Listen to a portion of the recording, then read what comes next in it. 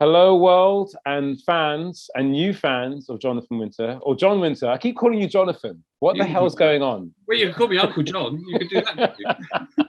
Yeah, I'll stay on brand. Uncle John Uncle is John. here to talk to us about their music, their latest single called Ground Zero, which I was privileged to have been part of the filmmaking process of for the video. We're going to ask you some questions about your identity and culture in relation to music. Is that a good idea? Cool. Excellent answer, because we're going to have to do it anyway. Okay, so is it possible to be an apolitical entity in entertainment? And if so, what are the positives and negatives? I think you can. You might get shot down for it. I just I don't know I don't know where I fit within all that, to be honest. I know I've got a voice. There's messages that I want to say. I mean, they're personal. I don't mean that about affairs of the heart. I just mean the stuff that I will talk about in my music.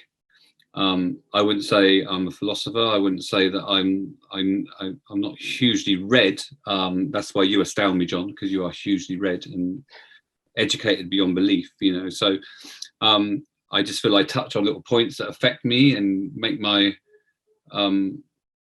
body move. When something's not right in the world, or you find you want to align yourself to groups or things that are happening in the world. So that's it, really. Sure. I mean, there are colossal gaps in my knowledge. You will find out as you get to know me. I find the idea of being apolitical within entertainment an ongoing philosophical endeavor. Because I think on the one hand, if you do have a stance on particular issues within your community, then replicating it through your platform, I think, is actually quite a useful thing. Having said that, some people don't understand that or aren't able to communicate that. So it might be best if they step away from the mic when times of certain, say, civic calling is called upon. So there is that. We could go on for ages about this, but we won't. I'm going to ask you another heavy question. Next question is, so have you ever given your material a rethink based on new cultural understandings or leanings? I've looked back at some of the stuff I've written, and you sort of like wince, and think, oh my gosh, I shouldn't. What was I thinking? Or you're coming from another 10 years down the line, you're coming from a different place or a different understanding. I wouldn't say I'd go back and rewrite that. I just probably wouldn't put it out. But my views wouldn't have changed in terms of where I sit. My moral compass is my moral compass, and I feel like I've got a good understanding of what I feel is right and wrong. That's not, I'm not putting that on anybody else. But I know how I want to live my life, and I know how I see people get treated in the world and certain groups, and I touch on bits of that in my music, but I don't touch on it with any authority because I can't. I don't have that. It's just if it makes me feel something.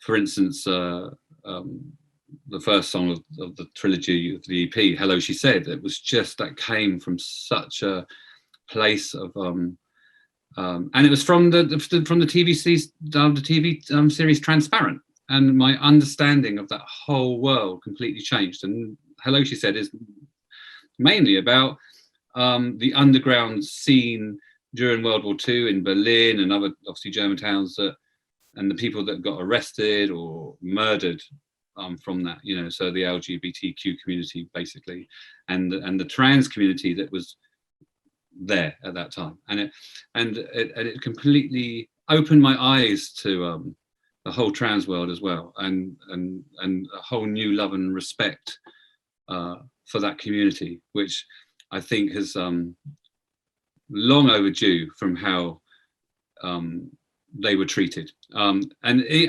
from within the gay community, how they were termed. and how they would be seen if they would come into a gay pub, you know, or whatever.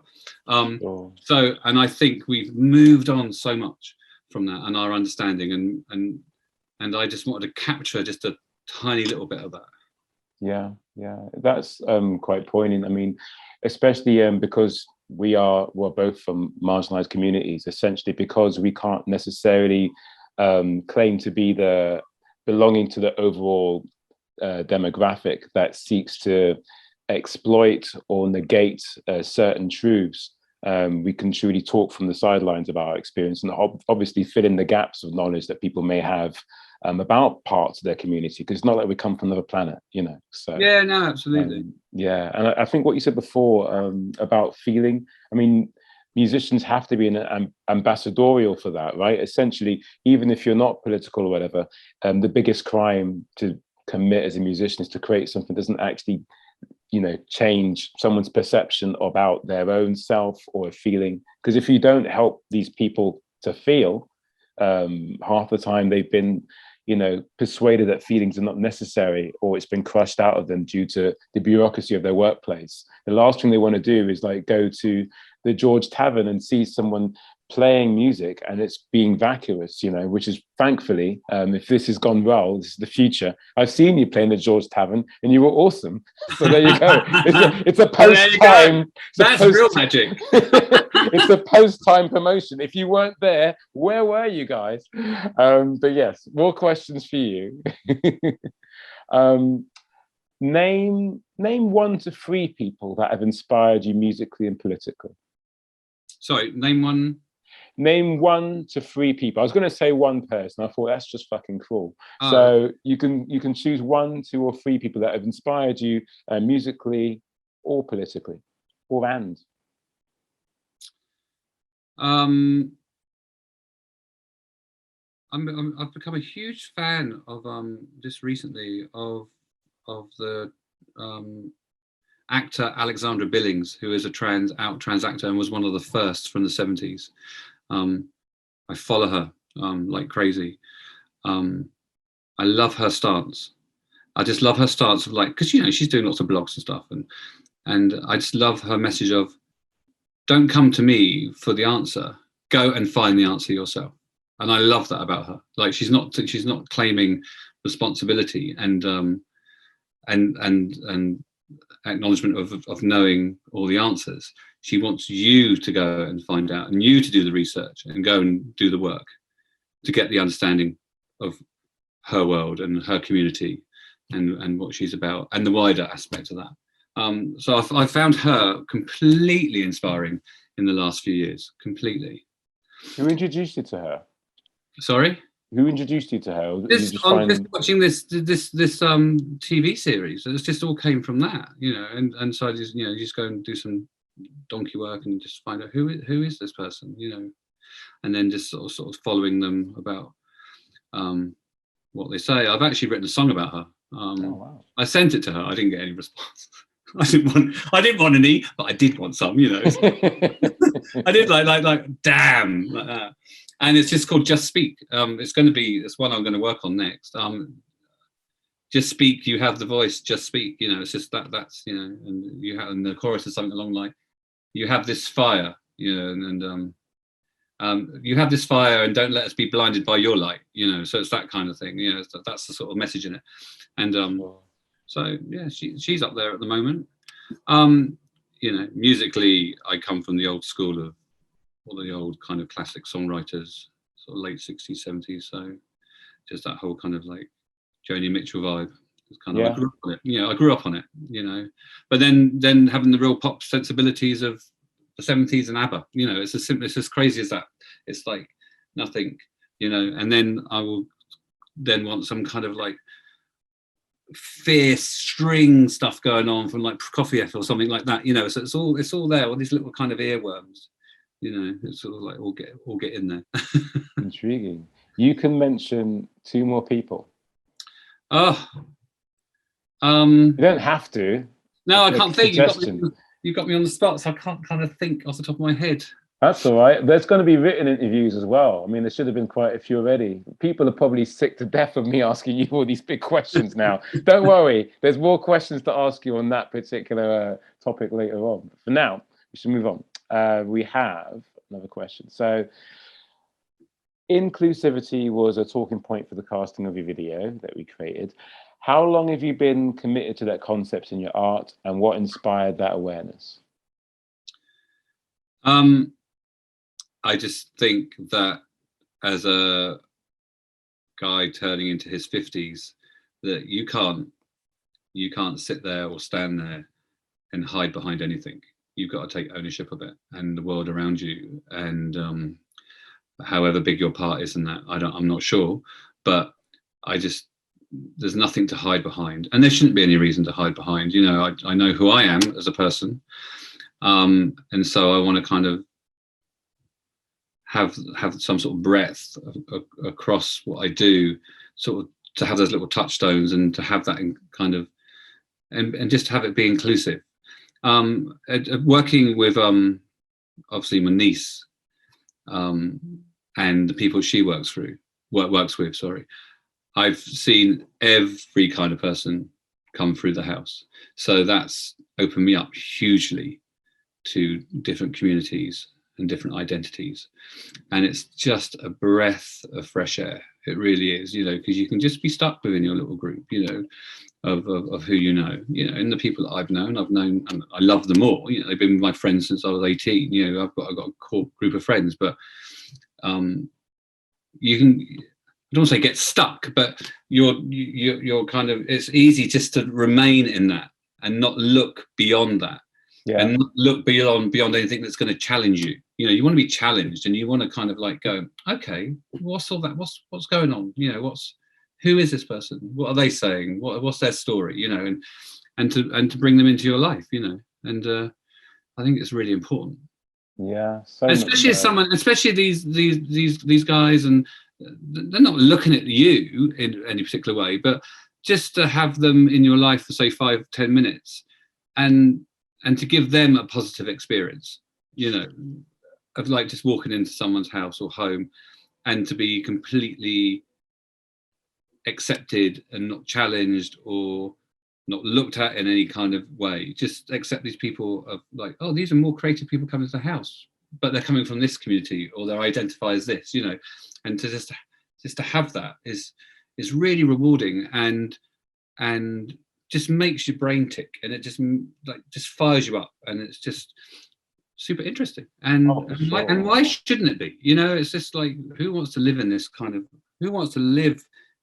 little provincial world, you know?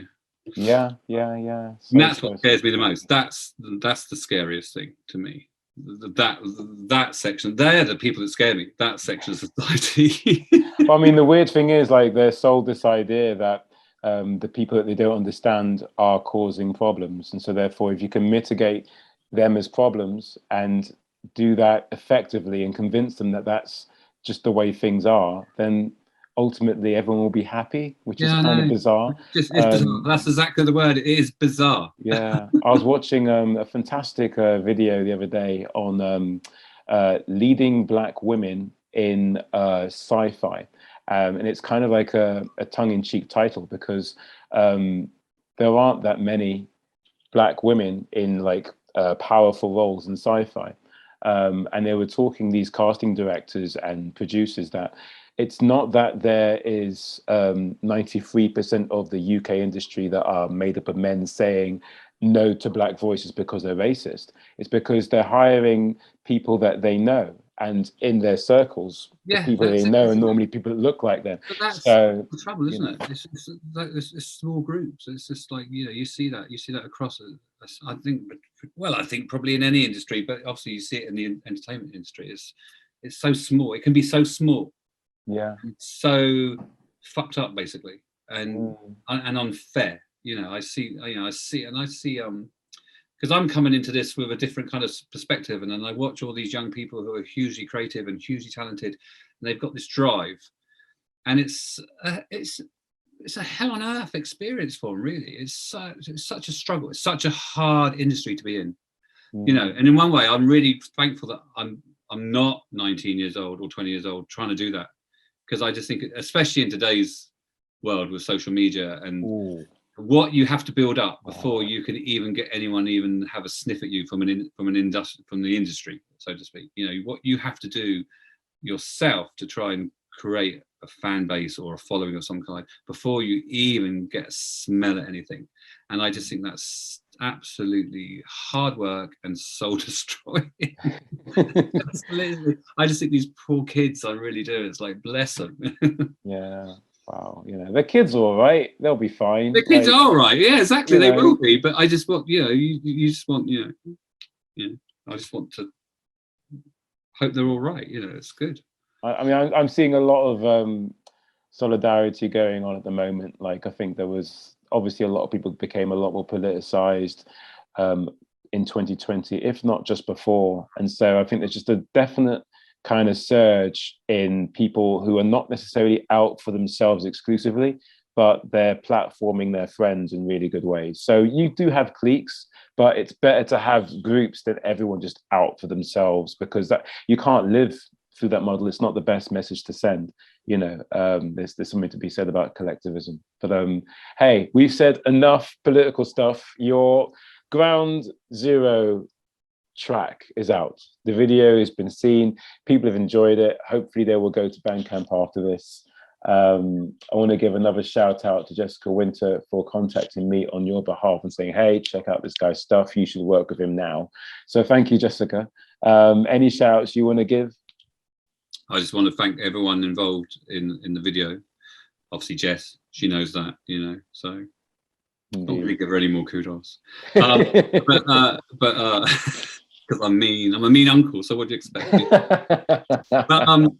but John, I just want to say thanks to you, because you captured that beautifully. And I know I've said it 100 times, but it means the world to me. And I feel like I've got an onwards kind of relationship with you where, you know, like, well, what's next? But no, you captured it. You got it. You went away, and you kind of came back with those fantastic ideas for visuals, and it's just like, I can't. What's to say? We've got to run with this and let this man do his magic, and you did. It is symbiotic, honestly. I mean, it's no secret that in the industry of music video makers, our main say target, if there is one, is to find this way of communicating ideas in ways that haven't been done before, and especially to at some point broaden out to longer features. And to do that, the best training wheels, the best endeavor is going to be music which is inherently cinematic. And so even though you cite your music as 80s, you sometimes say that, I don't hear a particular period, I'm hearing the emotions that are going on. Okay, cool. I just guess because so thank you for giving me the opportunity, really. You know, just I was a teenager in the 80s, so you know, I have that's so much influence stuff coming in, you know. So I guess that's, and you know, we're just using a lot of synth sounds at the moment, so yeah, that's probably why, you know. No, it's beautiful. Synths, strings, they're the same kind of like patchwork, really. And yeah, a lot of visuals came out of that. But yes, John Winter, Uncle John, this is it. Goodbye. Thank you, John. Thank you.